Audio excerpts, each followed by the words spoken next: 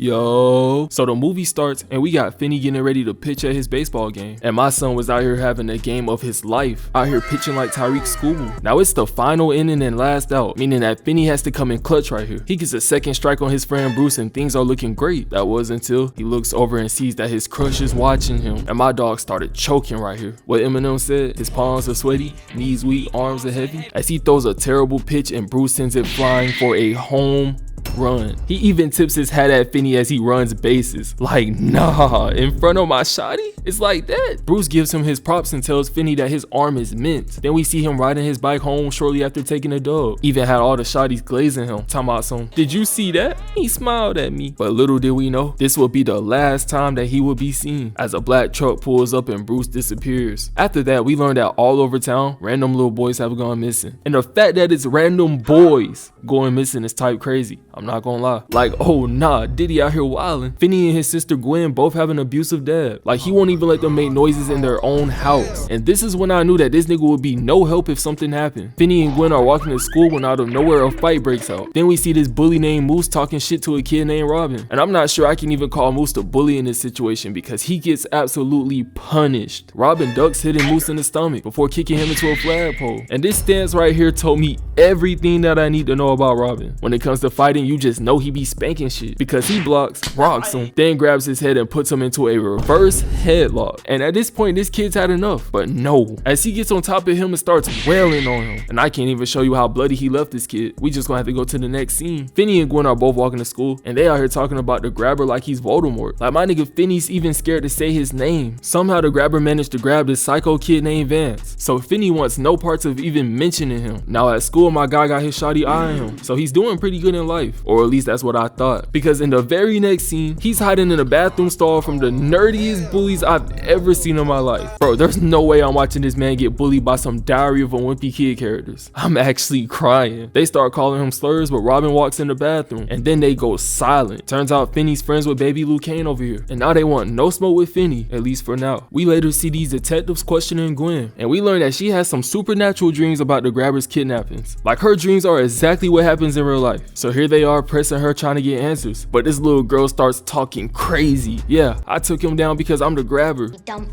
fart knocker. You better stop!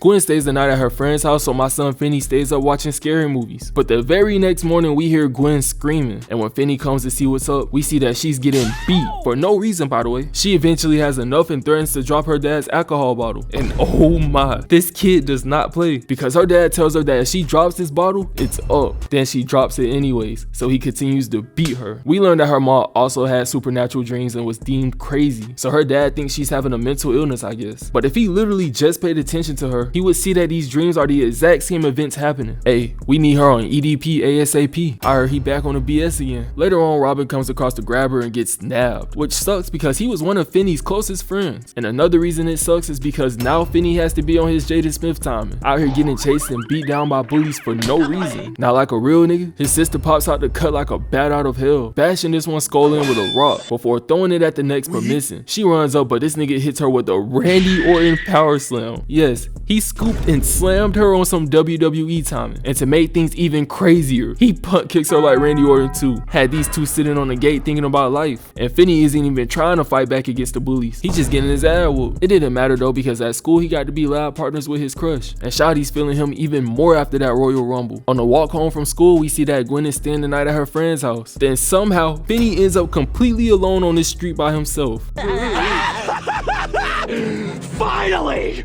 I've been trying to catch you boys all day! We see this black van parked on the side of the street, and instead of walking the opposite direction, he heads right behind it. And we see the grabber obviously dropping his bags on purpose. Now Finney notices black balloons, and instead of running, he questions the grabber. So the grabber shows him the balloons and attempts to kidnap him. Finney fights back, cutting him, but that does not work, as Finney wakes up in the grabber's basement. Now it's obviously something wrong with the grabber, because he starts touching Finney's hair and offers him a soda? A soda? Nigga, I wanna go home. Now Finney hears a black phone ringing, but when he answers, answers, no one speaks. Then Gwen realizes that Finney is missing and heads straight home to pray to God. The black phone rings again and Finney answers once again, but the grabber comes down telling him that it don't work. We learn that the basement is soundproof, so Finney is cooked. Then the grabber starts playing mind games, telling him that he would never make him do something that he doesn't want to do. Like, what you mean by that? The phone rings again and there's still no one on the other side. Then after a couple of more rings, we finally get someone on the phone. Now the phone somehow connects him to the grabber's victim spiritually. Then we learn that he is talking to Bruce, the kid from the baseball game. Bruce, being a W man, tries to help Finney escape, and he does that by telling him to dig at this spot in the basement. Now Gwen has a dream of Bruce, and at the end of the dream, Finney is trying to break out of a house. So she hops on a bike to go searching for that same house. And I know I haven't said it yet this video, but she is a W sister. After digging like he was told, the next day the grabber brings him a plate of food. He leaves the door unlocked trying to bait Finney to come up, but luckily the phone rang and a kid named Billy warns him not to go up, because if he does, the grabber will beat him until he passes out. Like, what type of game is he trying to play, bro? Finney goes up to see if it was Cap, but the grabber was actually sitting right there waiting. 24 hours pass and Billy is on the line again trying to help Finney. He uses the bottle to help point Finney to an escape route. Then we see Gwen having another dream. Now this dream was about Billy's kidnapping, and at the end of the dream she got another clue on where the grabber is hiding. We get back to Finney, who is risking it all for an escape route, and just as it looks like he's about to get free, he fails, falling down. Now by the grace of God, Gwen talks her dad into listening to a story about her dreams. Then they go searching for the clues that were in them. Meanwhile, the detectives stop by this guy named Max's house. We learn that the house isn't Max's, but it's his brother's, and instead of even trying to question the brother, they just forget this house even exists. Round of applause for the worst detectives in homicide history. Everyone give it up. Now we get back to Finney, and he's faking like he's asleep because here comes the grabber. The grabber starts playing more mind tricks, pretending like he's about to free Finney, and this is because Finney hasn't tried to escape and he's getting bored. So he asks Finney for his name, and Finney does what any kid would do in this situation and lies about his name. Now the grabber took this as a sign of disrespect, showing him the newspaper that exposed his name. Then he tells him that he almost let him go, which is cap. Finney falls asleep but wakes up because he hears a dripping sound. Then when he uses his flashlight, he sees a kid floating in mid-air, and bro isn't freaked out in the slightest. Doesn't even question the kid pointing at the phone. Finney ends up talking to Griffin, who tells him that there isn't much time left. We learn that the only reason Finney's even alive is because he hasn't played the grabber's game, meaning that the grabber cannot punish him for not listening. Griffin tells Finney that the grabber is asleep and that he can get out the door with this old combination. And right when he gets the code and he's almost free, the grabber wakes up, chasing him down the street in a van. Finney was out here screaming too, and not a soul came outside. The grabber got to him and all niggas did was turn the porch lights on. Like, boy, ain't no way. After being thrown back in the basement, another 24 hours go by, and Finney ends up talking to the psycho kid Vance Hopper. Finney tells Vance that he used to be afraid of him, and Vance tells him that if he knew what was about to happen next, he will be terrified. Then he tells him that today's the day. We get a flashback to Vance playing pinball at the corner store, and he's trying to break his high score, but these two kids sell his game by horse playing, and as expected, Vance beat the shit out of both of them, bashing this one's head in and carving the number 7741 on him. Now this gets him arrested and thrown into the back of a police car, but then we learn that somehow this is all in Gwen's dream, and she's hearing Finney and Vance's conversation in real time. Vance points at his house while talking to Finney, and this is where Gwen figures it all out, because this house has 7741 on it like he carved into that boy. Vance tells Finney to try and dig into the walls to escape, and when Finney thanks him, he starts spazzing, screaming in Finney's ear and forcing the bottles to hit the wall. Now he better hurry up because I don't know who's scarier, Vance or the grabber. After digging, Finney makes it to an exit, but it's locked, and this means that Finney's cooked and there's no way out. He starts crying because he realizes he's done, but the phone rings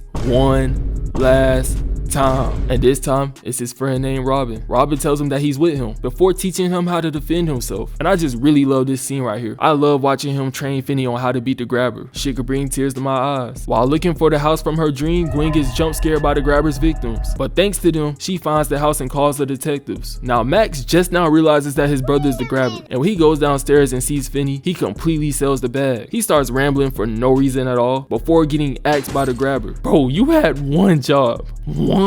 Now the grabber is pissed and want to execute Finney. He swings but misses as Finney jumps over the spot Bruce had him dig, and when the grabber follows him, he uses the cord from Billy to trip him. Then the grabber falls into the hole, breaking his ankle. Now right here is where Finney starts boxing, using everything that his boy Robin taught him. Nope. Bing. Nope. Bing. Oh, you want some more? uppercut. Now Finney tries to go for the final blow, but that don't work as his overhand gets grabbed and now the grabber has him. But man, if there's a will, there's a way, because Finney pulls down the grabber's mask and for some reason bro starts freaking out, giving Finney all the time he needed to beat the snot out of him. I genuinely don't know what's wrong with the grabber, and at this point I do not care, and it seems like Finney doesn't either, as he chokes the grabber out with the cord. The phone rings and Finney lets all the grabber's past victims talk that shit before he snaps his neck and bodies him. Thanks to Vance telling him to dig in that wall, he found red meat to keep the grabber's dog calm. Then we see that Gwen and the detectives were at a different house than Finney's, as Finney comes out oral forming and his sister is right across the street. Now the plot twist here is that Gwen got justice for the victims and Finney's job was to end the grabber. The movie ends with Finney having the craziest aura in his school, because he's now known as the kid who basically bodied the boogeyman. Even the niggas that was bullying him was shook. We get a shot of Finney and his crush as the movie ends, but unfortunately that was not the end of the grabber, because he returns in Black Phone 2. Video on that one coming soon as possible. I just want to say that I appreciate all the support. I can't lie, y'all been going crazy with the support, and I really do love y'all. I hope I see y'all next vid, and I'm out. Playmate for well. We so proud of them, yeah. Did that shit again, yeah. I'm all proud of them, yeah. Can't go broke again, yeah. We got hella racks, yeah. We so proud of them, yeah. Did that shit again.